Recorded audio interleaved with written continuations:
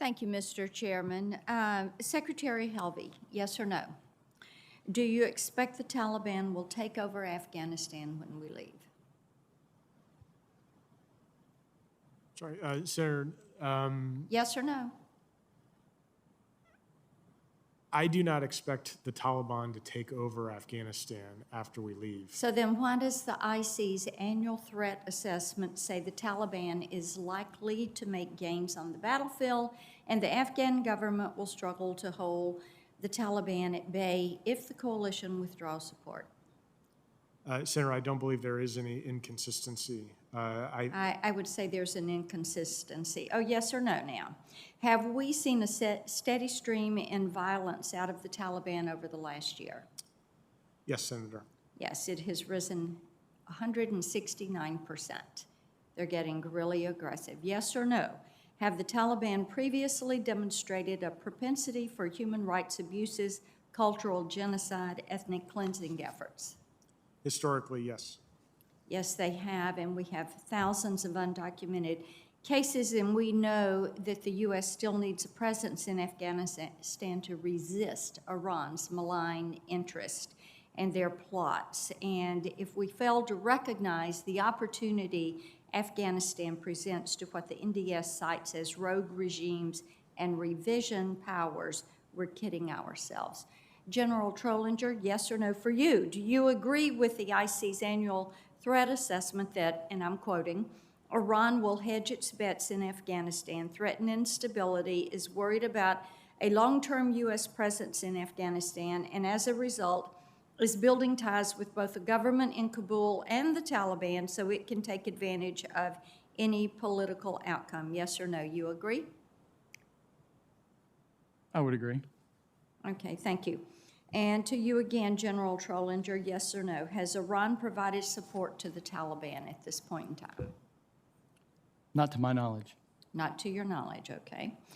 As a Middle East subject matter expert on the Joint Staff, do you assess that Iran is intent on taking advantage of a U.S. withdrawal in Afghanistan, and what does that look like?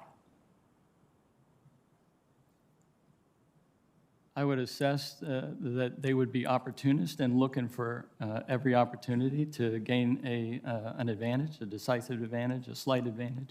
Any opportunity they might perceive that they have, they would look to take advantage of that. Do you believe that Iran is prepared both politically and militarily to compete on two fronts? I can't answer that question. Okay. Could you answer that in closed session? I could talk to you more about that in closed session. Excellent, thank you. Within 48 hours of the announced Afghanistan withdrawal, the Washington Post wrote, and I'm quoting, Beijing should use its leverage with Pakistan to keep the Taliban true to the February 2020 agreement and encouraging a ceasefire among fighting parties in Afghanistan. China has some incentive to do this, lest Afghanistan become a source of instability, particularly within Xinjiang. So, Secretary Helvey, do you assess China, Iran, or both will inject themselves into the affairs of a post-U.S. occupied Afghanistan, and what form do you see that taking? Senator, I do agree that I think China will become more involved. They are involved in Afghanistan. Do you think Beijing looks at Afghanistan as an investment opportunity? Yes, Senator, they're looking at it primarily for economic purposes, but also they do have concerns about counterterrorism and extremist threats. Rare earth minerals? That would fall within an economic opportunity, yes, Okay, Senator. thank you.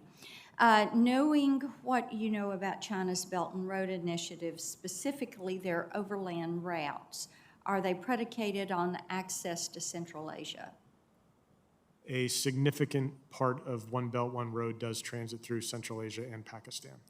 From an exclusively geographic standpoint, if China had unfettered access to Afghanistan, knowing that they share that border, would there be anything standing between them and their land-based BRI route to Tehran?